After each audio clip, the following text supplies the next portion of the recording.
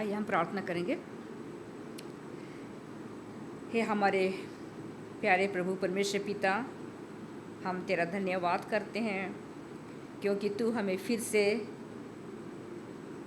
शब्द का दिन देखने के लिए मौका दिया है और हम तेरे भवन में आ सकते हैं और हम मिल करके तेरी उपासना कर सकते हैं, तेरी महिमा, तेरी प्रशंसा कर सकते हैं प्रभु। और जितने लोग भी इस समय तेरे भवन में उपस्थित हैं, हम प्रतीकों को तेरे हाथों में सौंपते हैं। तो हमारे संग साथ होना, हमारी अगुवाई कर, ताकि हम सब मिलकर के तेरी उपासना कर सके, तेरे वचनों से सीख सके।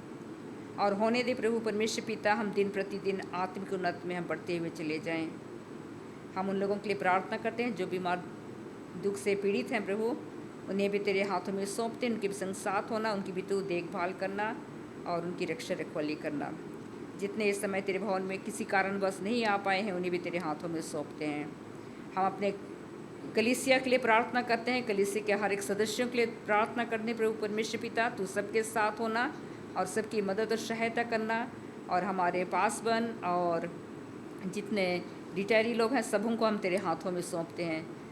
तू सबकी अगुवाई, मदद और सहायता करना कि हम तेरे प्रेम, तेरे विश्वास में हम बने रहें और हम तेरे डर और भय में चलते हुए प्रभु परमेश्वर पिता, हम तेरे निकट बने रहें। हमारे हर प्रकार के गुनाहों को, गलतियों को तो माफ़ कर।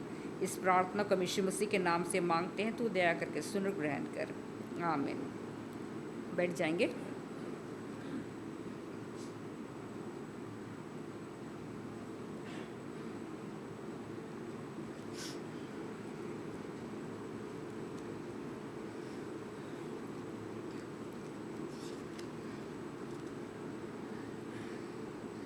आज मैं आप लोगों के लिए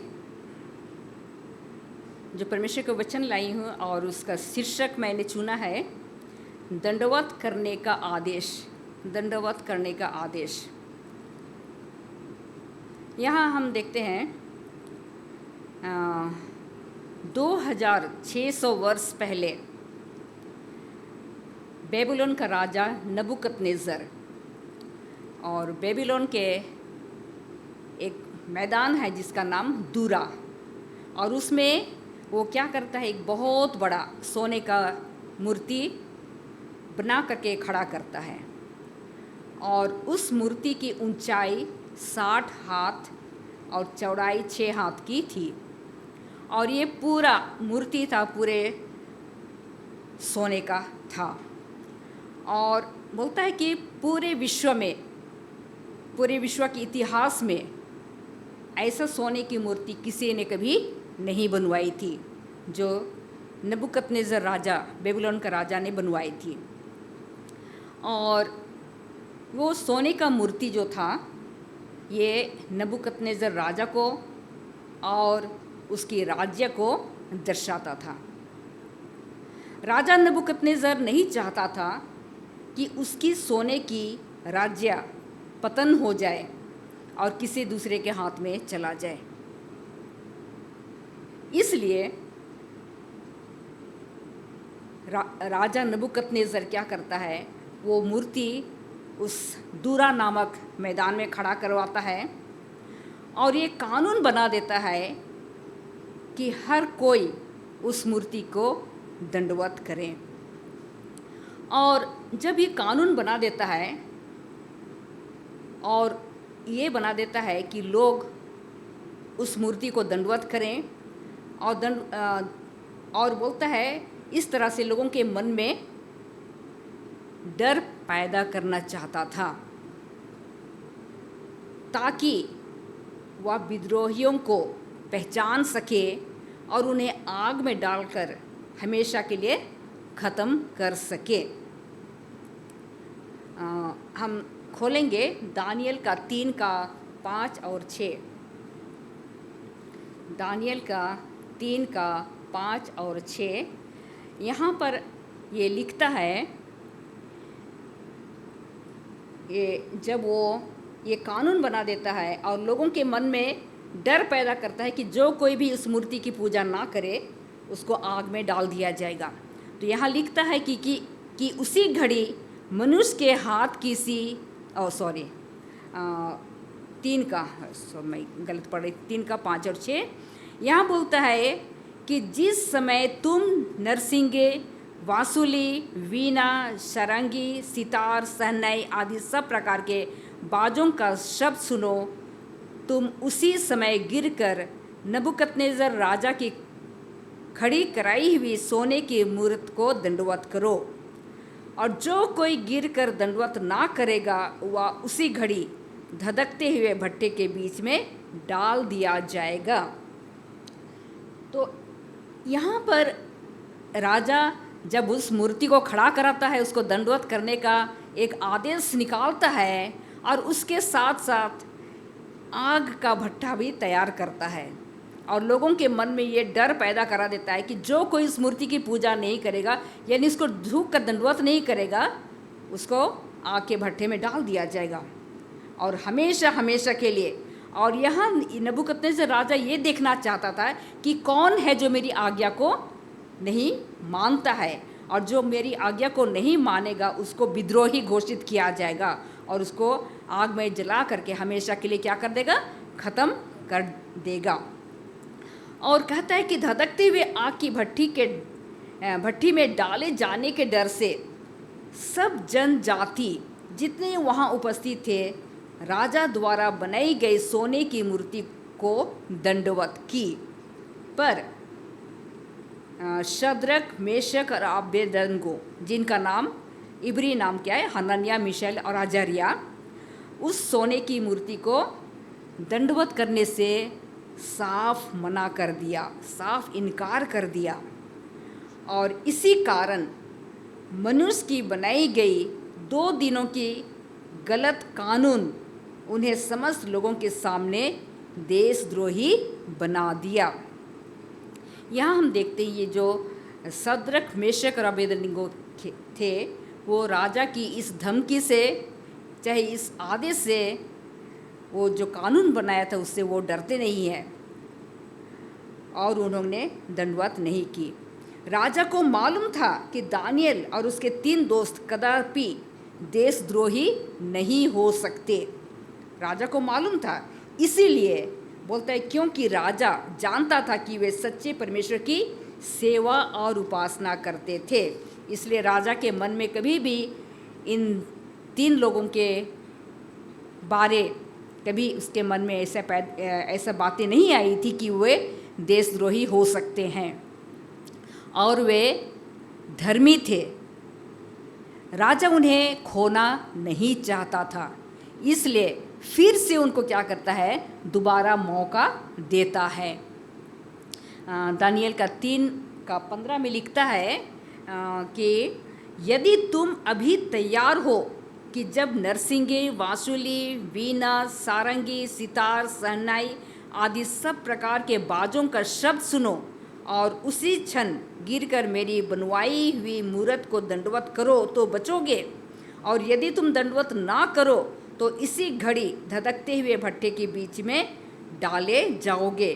फिर ऐसा कौन देवता है जो तुमको मेरे हाथ से छुड़ा सके।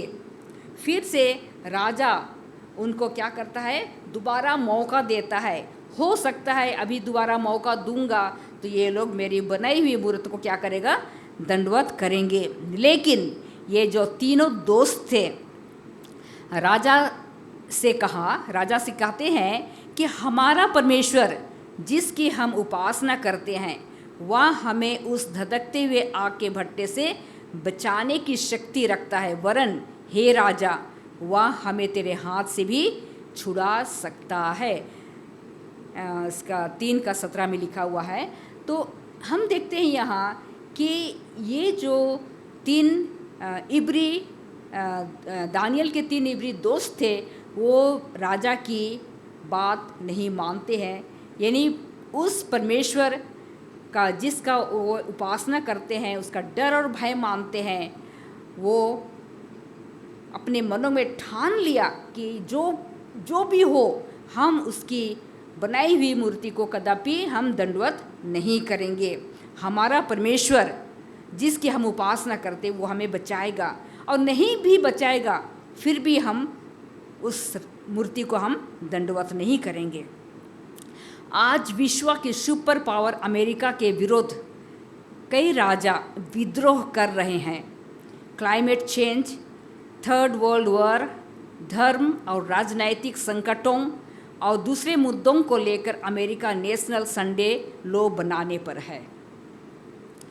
जिस कानून को विश्व के हर देश अपनाकर इस पृथ्वी पर एक ही विश्व सरकार, एक ही धर्म, एक ही शिक्षा और एक ही अर्थ नैतिक व्यवस्था की विश्व शांति का आंदोलन को समर्थन करेंगे। बहुत जल्दी ये सारी चीज़ें होने वाली है आज हमारे लिए भी।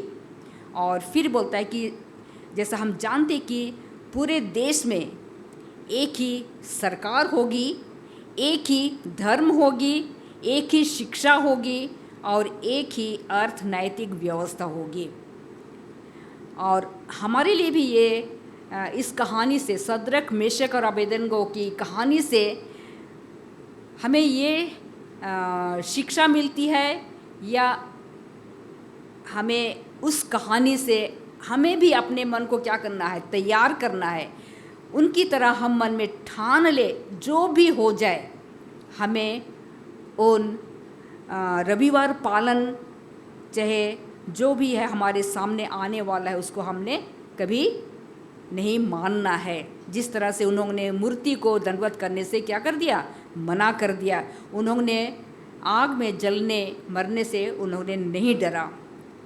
पर कई लोग हनन्या, मिशेल और अजर्या जैसे हैं आज भी, जो अभी भी शनिवार को साबत दिन मानते हैं। नया विश्व शासन का मूल उद्देश्य ऐसे ही लोगों को लेन देन और मृत्यु दंड